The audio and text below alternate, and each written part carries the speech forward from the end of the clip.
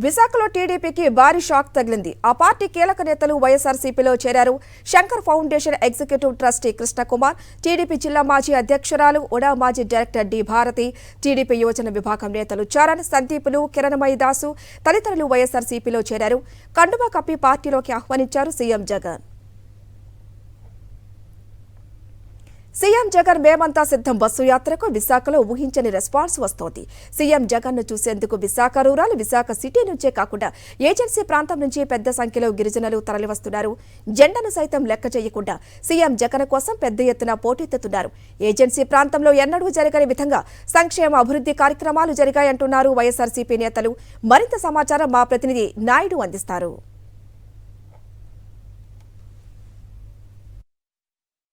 CM YS Jaganmohan Reddy చెప్పే మొత్తం ప్రసంగాన్ని అంతా ఎంతో ఆసక్తిగా వింటున్నారు. దీనికి సంబంధించిన మరిన్ని విషయాలు మనతో మాట్లాడడానికి ఏజెన్సీ ప్రాంతం నుండి వచ్చిన ప్రజాప్రతినిధులు ఉన్నారు. మేడం చెప్పండి, ఏజెన్సీ ప్రాంతం నుండి కూడా పెద్ద ఎత్తున ప్రజలందరూ కూడా తరలి వస్తున్నారు. ఎందుకు జగన్మోహన్ రెడ్డి అంటే ఇంత అభిమానం అని మీరు అనుకుంటున్నారు? గౌరవ ముఖ్యమంత్రి జగన్మోహన్ రెడ్డి గారు గిరిజన పక్షపాతి అండి. ఈరోజు మైదాన ప్రాంత వాసులే కాదు, ఈరోజు గిరిజన ప్రాంత ప్రజలు అత్యంతంగా అభిమానించినటువంటి వ్యక్తి. సో దివంగత నేత రాజశేఖర్ రెడ్డి గారిని ఎలాగైతే అభిమానించారో అదే స్థాయిలో 1% కూడా తగ్గకుండా అంతకు మించి అభిమానాన్ని సొంతం చేసుకున్నటువంటి గొప్ప నాయకుడు జగన్మోహన్ రెడ్డి గారు.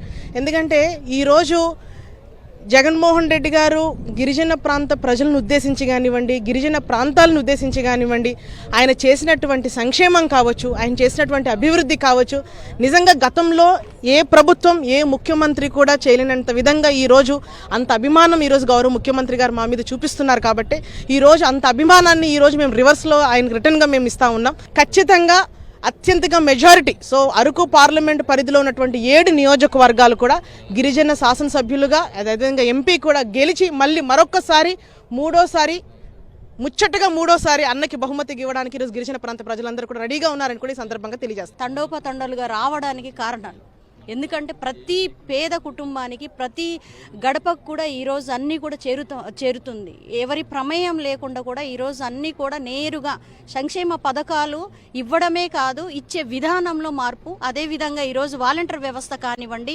సచివాలయ వ్యవస్థ కానివ్వండి, ఇవన్నీ కూడా మనం చూస్తూ ఉంటే డెవలప్మెంట్స్ గురించి, ప్రత్యేకించి మా గిరిజన ప్రాంతంలో ఈరోజు డెవలప్మెంట్స్ గురించి మాట్లాడాలంటే చాలా ఎక్కువగా ఉంది.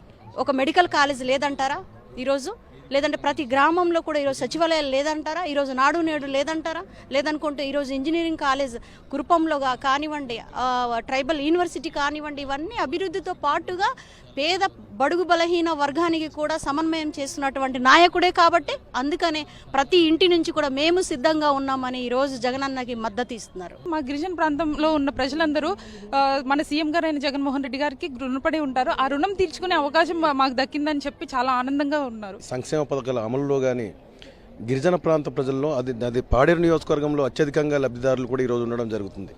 కాబట్టి గిరిజన ప్రాంత ప్రజలందరూ ఏ రకంగా అయితే 2014లో 26,000 మెజార్టీ ఇచ్చారు, అదే 2019లో 42,000 ఓట్లు మెజార్టీ ఇస్తే ఈసారి ఖచ్చితంగా 1,00,000 మెజార్టీ ఇవ్వడానికి గిరిజన ప్రాంత ప్రజలందరూ ఉన్నారు.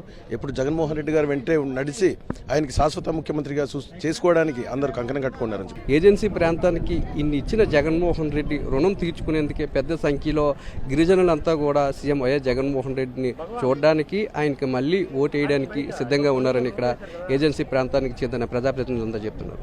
కెమెరా రంగనాయకులతో నాయుడు, పెందుర్తి నియోజకవర్గం.